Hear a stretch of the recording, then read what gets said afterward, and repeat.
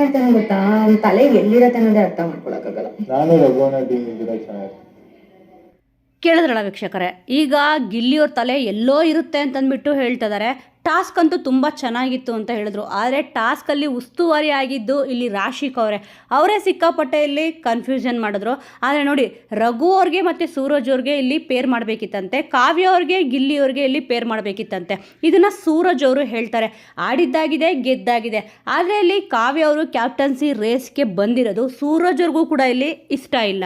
ನನ್ನ ಜೊತೆ ಇಲ್ಲಿ ರಘು ಅವ್ರು ಇದ್ದಿದ್ರೆ ತುಂಬಾ ಚೆನ್ನಾಗಿರೋದು, ನನಗೂ ಅವ್ರಿಗೂ ಕೋಆರ್ಡಿನೇಷನ್ ತುಂಬಾ ಚೆನ್ನಾಗಿದೆ ಅಂತ ಅಂದ್ಬಿಟ್ಟು ಸೂರಜ್ ಅವರು ಇಲ್ಲಿ ಹೇಳ್ತಿದ್ದಾರೆ. ಲಾಸ್ಟ್ ಟೈಮು ಜಗಳ ಆಡ್ಕೊಂಡಾಗ, ಅಂದರೆ ಲಾಸ್ಟ್ ವೀಕು ಇಲ್ಲಿ ರಾಶಿಕ್ ಅವ್ರ ಹತ್ರ ಇಲ್ಲಿ ಸೂರಜ್ ಅವರು ಜಗಳ ಆಡ್ಕೊಂಡಿದ್ರು. ಅವಾಗ ಹೋಗ್ಬಿಟ್ಟು ಕಾವ್ಯ ಅವ್ರ ಹತ್ರನೇ ಇಲ್ಲಿ ಹೇಳಿದ್ರು, ನನ್ನ ತಲೆ ಸರಿ ಇಲ್ಲ, ಯಾಕೋ ಓಡ್ತಾ ಇಲ್ಲ ಅಂತಂದ್ಬಿಟ್ಟು. ಅದಕ್ಕೆ ಕಾವ್ಯ ಅವ್ರು ಹೇಳಿದ್ರು, ಇಲ್ಲ ನಿಮ್ಮ ತಲೆ ತುಂಬ ಓಡ್ತಾ ಇದೆ ಅಂತಂದ್ಬಿಟ್ಟು. ಸಾಲುತ್ತಿಲ್ಲವೇ ಅಂತಂದ್ಬಿಟ್ಟು ಈ ಹಾಡಿನ ಪ್ರಕಾರ ಇಲ್ಲಿ ಇತ್ತು. ಅದಕ್ಕೆ ನನ್ನ ತಲೆ ತುಂಬಾ ಓಡೋಗ್ತದೆ ಅಂತಂದ್ಬಿಟ್ಟು ಸೂರಜ್ ಅವ್ರು ಹೇಳಿದರು.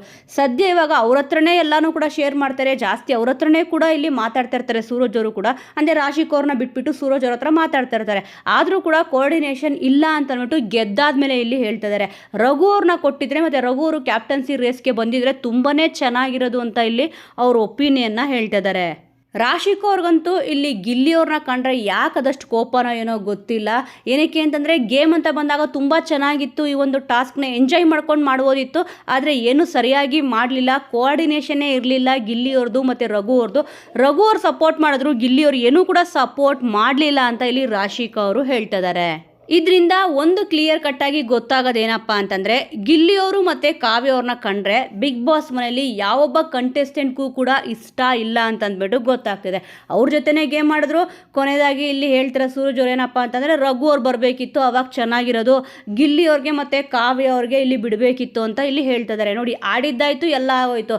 ರಘು ಅವ್ರು ಕೂಡ ಇಲ್ಲಿ ಅವ್ರ ಬೈಲಿ ಅದೇ ಬಂದಿದ್ದು, ಇಲ್ಲಿ ಸರಿಯಾಗಿ ಕೋಆರ್ಡಿನೇಷನ್ ಮಾಡಲಿಲ್ಲ ಅಂತಂದ್ಬಿಟ್ಟು ಇಲ್ಲಿ ರಘು ಅವರು ಗಿಲ್ಲಿಯವ್ರಿಗೆ ಬೈದರು. ಒಟ್ಟಿನಲ್ಲಿ ಗೇಮ್ ಮುಗ್ದ ಈಗ ಕ್ಯಾಪ್ಟನ್ಸಿ ರೇಸ್ಗೆ ಸೂರಜ್ ಅವರು ಮತ್ತೆ ಕಾವ್ಯ ಅವರು ಹೋಗಿದ್ದಾರೆ. ನೋಡೋಣ ಈ ವಾರದ ಕ್ಯಾಪ್ಟನ್ ಯಾರು ಆಗ್ತಾರೆ ಅಂತ ಅಂದ್ಬಿಟ್ಟು.